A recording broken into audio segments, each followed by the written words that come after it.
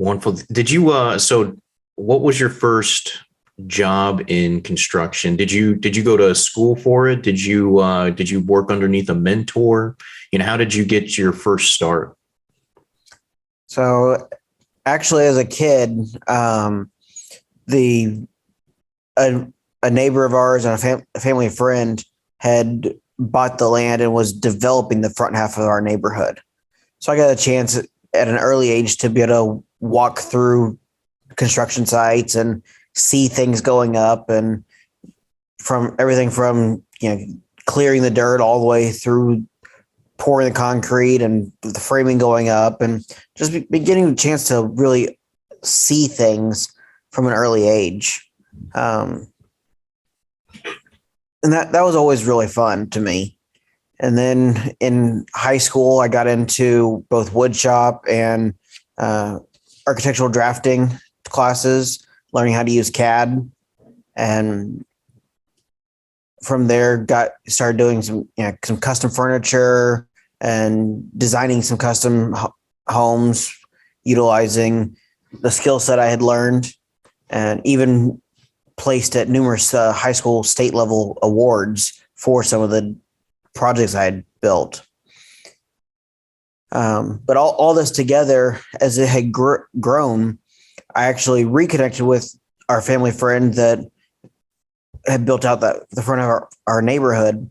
And I got a chance to design a build on your lot custom for a client of his up in the Woodlands, or I guess actually Conroe area, right on Lake Conroe and Bentwater.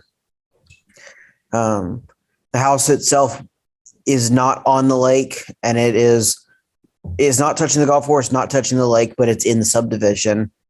And it was, I want to say back in 2007, 2008, when we designed that house, it appraised at over $500,000 when it was done.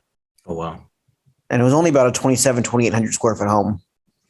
And so you were lead designer on there, or did they just kind of, was that kind of a delegation that they gave to you to run with? What was the full scope of the responsibility that you had with that one? I was really lead designer there. They'd found some floor plans they liked. They liked pieces of this, pieces of that, and they bought the lot and said, "Well, this is the space we've got to work with. This is what we like. Can you help us create something that fits?" And so we created a floor plan that fit exactly what they wanted, and got everything done. And we're going through the approval process, and months kept going by, and nothing was happening. Nothing was moving forward. And so I reached out and was like, "What's going on? Shouldn't we have broken ground by now?" Only to find out that initially they didn't think that there was anything they could do, because the homeowners association was not approving the plan that we had created. Because the original design of the plan, they wanted a mother-in-law suite over the garage for the client's aunt that lived with them. And so the original design they wanted had the stairwell going to a separate door, completely separate from the house. And so I sat down and put together some proposals for it, how to keep the plan that they wanted, but modify it to where it no longer had you no longer had to go outside to get to the second floor, and created an optional plan that the clients actually loved the layout of more so than the original plan they wanted. And so we moved forward, got the revisions submitted, and within less than a week, they had an approval from the homeowners association.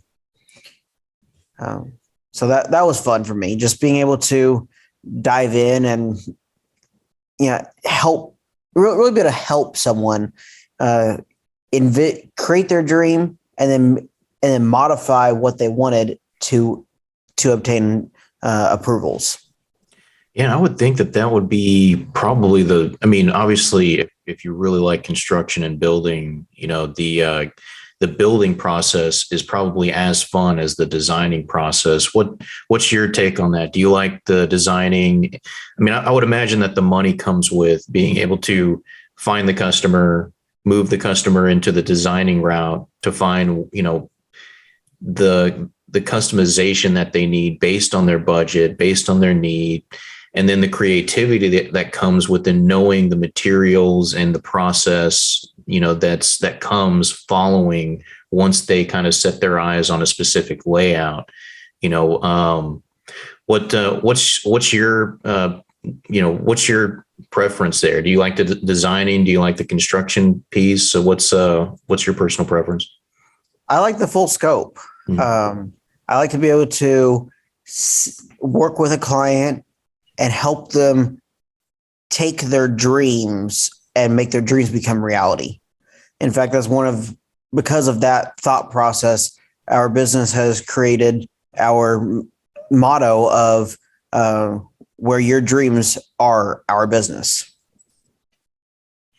Yeah, I guess, it really, you could love the designing and the construction part equally as well. But, if you don't get to the end and the client is fully satisfied with the outcome and, everything that you initially discussed, I would imagine that's a pretty difficult position to be in. Absolutely. So you joined this group and you got your first kind of big responsibility. It sounds like it was a success. Yes. And so did that snowball into other bigger projects? What's the pathway from that project to Planet Smart development? From that project, I actually went to school at Texas Tech out in Lubbock to study architecture. What years were you there? I was there from 2008 to 2013. Oh, nice. So did you go to the University of Houston Texas Tech game in 2000? I think it was 2010. More than likely. I actually worked for the stadium for doing stadium operations for, I believe it was 2000. See, yeah, it would have been 2010, 2011. Yeah. This game would have been in Houston, so you more than likely would have been in Lubbock at that time, correct? Yes. Okay. Yeah. Reason I ask is because I was part of a group that stormed the field during that game. It was one of the best games I've ever been to. Anyways, I interrupted you. You went to school at Texas Tech? Yes. Yeah. So I went to school at Texas Tech to study architecture, and once I was in school, I realized that what I understood of architecture wasn't what architecture truly is. And granted, I love architecture and I love seeing how things are built, but I love the concept more of helping clients work up a design and then evolving that design into part of the built environment, more so than what the professors at the architecture school at Tech was primarily more focused on let's make it beautiful and annoy the living daylights out of all the engineers that didn't have to make it work. So I butted heads with my professors quite a bit, especially having a dad who was an engineer and a mom who was a CPA. I looked at it from a perspective of how can I make it look good and function, and yet how can I be budget friendly for my clients? Mm-hmm. And the professors at Tech they didn't see it that way. They acted as if they didn't care what the budget was. Sadly, the mentality of if you can't teach applied very heavily to the professors at Tech at the time. Or if you go into the government projects, I would imagine. Oh yeah, absolutely. And, the places with unlimited budgets and, I absolutely loved my time at Texas Tech. I have nothing wrong with them. The mentality and the school itself is what drew me in. Some of just the personal beliefs of some of the professors is what I hated. Yeah. Yeah. And it's I think part of the experience as well. You go to school and you have some professors that align with, your goals and, your outlook, and you have other professors that really brush up against, everything that you're about. And, I look back on some of those and I think that those professors that really, were a challenge, not only just within the workload, but also just personally helped me with, a lot of personalities coming out of school. Is that Absolutely. your experience as well? Oh yeah. So when I was back in 2013, I was actually getting ready to leave school and um, had an opportunity to move back to Houston. Or I should say I was looking for opportunities to move back to Houston because all my family's here. And at the time, I had a nephew who was just about to turn 3. And so I want to be closer to family. That's part of why I was searching for Houston. I actually ended up moving back to Houston, had a position as an assistant project manager in the facilities and maintenance department for a large scale automotive network that's based here in Houston. And actually ended up writing about a 2,000 page specifications manual to streamline all of their construction projects. About 6 months in, I was laid off. Yeah, it is what it is.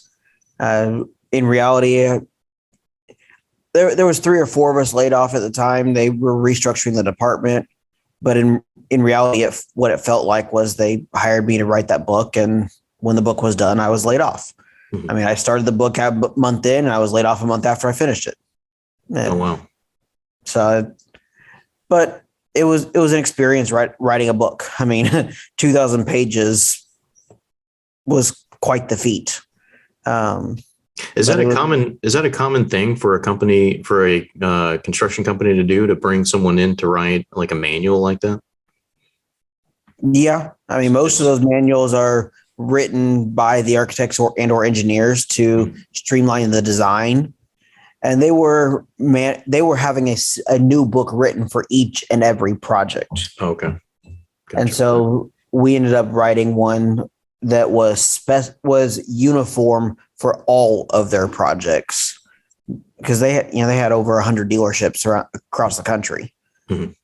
And so they were looking to uniform things and create a little more streamlined process. From there, I took a position out in Columbus, Texas, working for a large general contractor, leading their design department. Absolutely loved the position.